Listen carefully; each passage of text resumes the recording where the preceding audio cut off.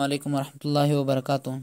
جیسا آپ کو معلوم ہے کہ قربانی کے مسائل چل رہے تھے، تو آج ہم اس موضوع کے اوپر بات کریں گے کہ جانور خریدتے وقت آپ نے کیا چیز دیکھنی ہے۔ تو سب سے پہلے یہ بات سمجھ لیں کہ 4 جانوروں کی قربانی جائز ہے۔ نمبر 1 اونٹ، دوسرے نمبر پہ آتا ہے گائے، بھینس بھی اسی کے حکم میں ہے، اور تیسرے نمبر پر بکرا اور بکری ہو گئے، چوتھے نمبر کے اوپر بھیڑ اور دمبا۔ تو اب ان کی عمر کیا کیا ہونی چاہیے کہ یہ جانور اس عمر کو پہنچ جائے، اس عمر کے پہنچنے کے بعد ان کی قربانی جائز ہو۔ تو سب سے پہلے بات کرتے ہیں اونٹ کے بارے میں، تو اونٹ کی عمر 5 سال ہونی چاہیے۔ دوسرے نمبر پر بات کرتے ہیں گائے اور بھینس کے بارے میں، تو ان کی عمر 2 سال ہونی چاہیے۔ نمبر 3 بکرے کی عمر جو ہے نا 1 سال ہونی چاہیے۔ چوتھے نمبر پر بھیڑ ہو گیا دمبا، اس کی بھی اصل یہی ہے کہ عمر 1 سال ہو، لیکن اگر دمبا 6 مہینے کا ہے اور اتنا موٹا تازہ ہے کہ وہ 1 سال کا لگتا ہے تو اس کی قربانی بھی جائز ہے۔ اس میں یہ بات بھی ضروری سمجھ لیں کہ سال سے مراد اسلامی سال مراد ہے۔ اگر ایک جانور ہے وہ پچھلے سال بقرہ عید سے 1 دن پہلے پیدا ہوا تھا، تو اس سال بقرہ عید سے 1 دن پہلے اس کا سال پورا ہو جائے گا۔ اس دن کے گزرنے کے بعد، اس وقت کے گزرنے کے بعد اس کی قربانی جائز ہے۔ دانتوں کا اس میں کوئی اعتبار نہیں، اصل حکم جو ہے وہ جانور کی عمر کا ہے، دانتوں کا کوئی اعتبار نہیں۔ اب یہ تو ہو گیا جانور کی عمر کے بارے میں۔ اب بات کرتے ہیں کہ کون سے عیب ہے جس کی وجہ سے قربانی نہیں ہوتی۔ تو اکثر لوگ جو ہے نا وہ دم کے بارے میں پوچھتے ہیں، تو دم سے ابتدا کرتے ہیں۔ اگر آدھی دم کٹی ہے تو قربانی جائز نہیں، آدھی سے کم کٹی ہے تو قربانی جائز ہے۔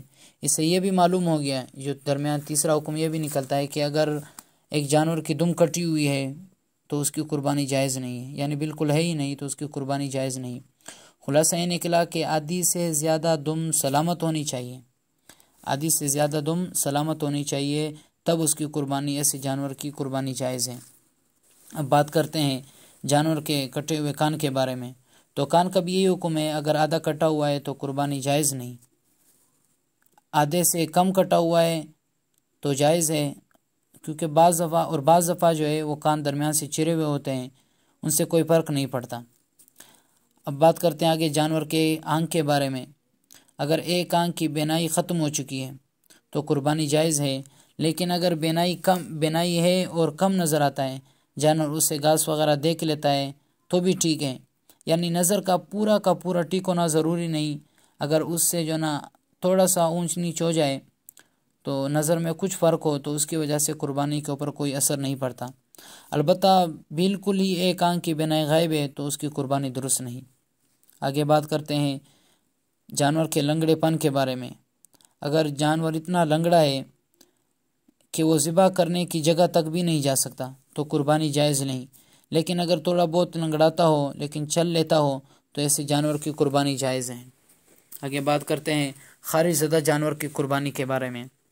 اگر خارش اتنی ہو کہ چمڑے سے سرایت کر کے گوشت تک وہ خارش پہنچ گیا ہو، یعنی خارش کے اثرات گوشت تک پہنچ گئے ہو اور اس کی وجہ سے جانور کمزور ہو گیا ہو تو ایسی جانور کی قربانی جائز نہیں ہے، لیکن اگر خارش معمولی ہو تو اس سے کوئی فرق نہیں پڑتا۔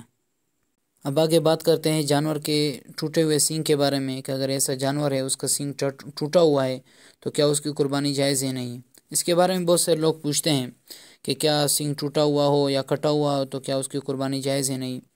تو اگر ایسا جانور ہے تو اس کی قربانی جائز ہے، اس میں کوئی مسئلہ نہیں، لیکن اگر ایسا ٹوٹا ہوا ہے یا ایسی چوٹ لگی ہوئی ہے کہ اس چوٹ کی وجہ سے وہ بالکل جڑ سے اکھڑ گیا ہو اور اس کے اثر دماغ تک پہنچ گیا ہو، یعنی اس چوٹ کا اثر دماغ تک پہنچ گیا ہو تو ایسی جانور کی قربانی جائز نہیں، لیکن اس طرح بہت کم ہوتا رہتا ہے۔ اب آگے بات کرتے ہیں خصی جانور کی، کہ کیا خصی جانور کی قربانی جائز ہے یا نہیں۔ تو خصی جانور کی قربانی جائز ہے، بعض لوگ اس کو صحیح نہیں سمجھتے ہیں، لیکن صحیح حدیث سے ثابت ہے کہ آپ صلی اللہ علیہ وسلم نے خصی جانور کی بھی قربانی کی ہے۔ اب اگلے مسئلے کی طرف آتے ہیں کہ اگر آپ نے ایک جانور لیا ہے قربانی کے لیے اور اب وہ دودھ دیتا ہے، اب اگر اس کو دودھ نہ نکالے تو اس کی وجہ سے جانور کے صحت کے اوپر اثر پڑتا ہے، تن وغیرہ خراب ہوتے ہیں۔ تو دودھ والے جانور اگر ایسا ہو تو اس کی قربانی بھی جائز ہے، لیکن اس کا دودھ پینا جائز نہیں، اگر دودھ نکالا ہے تو اس کو صدقہ کرنا پڑے گا۔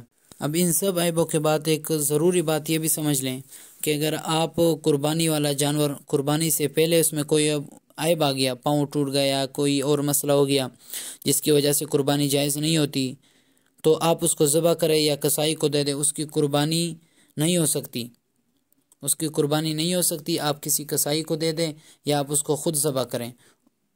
ہاں اگر یہ ہے کہ آپ جانور لے کر آئے، اب ذبح کرنے سے پہلے تک تو وہ ٹھیک تھا، جب آپ کو اس کو ذبح کرنے لگے، وہ زمین پر اس کو گرایا، تو اس گرنے کی وجہ سے، زندہ حالت گرنے کی وجہ سے اس کے اندر کوئی عیب آ گیا، تو یہ عیوب میں سے شمار نہیں ہوگا، یہ کوئی ایسا عیب نہیں ہے، کیونکہ گرانے کا حکم اللہ تعالیٰ نے دیا ہے۔